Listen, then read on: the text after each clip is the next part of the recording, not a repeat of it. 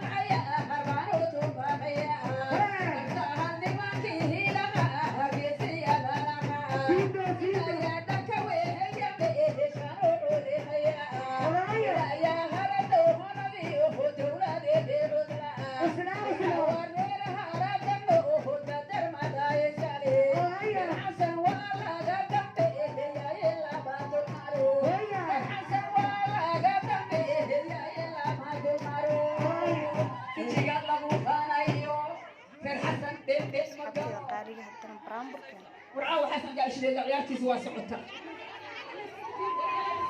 gabadha ma irinta taagan tahay oo maasha Allah haddana gabadha la rabay inay soo gasho mar kale yani gabadha mar kale hadda mar hidii dhaqankay xiranay shaashka loo saaraa maano asxaabe mar waxaan ku dhahay caadi marna taashay xiranaysaa hadda gabadhii aragtay inay soo gasho meesha booska dhan oo loo kala baniyay haddana heesaa loo daaray maasha Allah waxaan ku dhahan caadi ahayn haddana xilligay gabadha soo galaysa la gaaray kadib gabadha markay soo gasho gabadha wax badan muuqaalkeeda wax badan inaan soo qaato zaaid marabi intaasaan ugu filan laakiin guryaha heer macallim oo lagu galbiyay saas waay faaduma waa gaari gacalkeedii baana qahan wiilka faaduma guursaday ee loo guri galo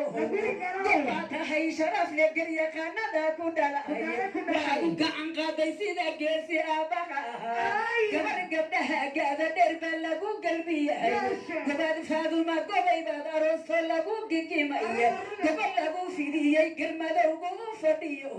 waxaad ka gudoontay garyaqaanadii tolkeed gaari weeyo gunteedii horaana qahan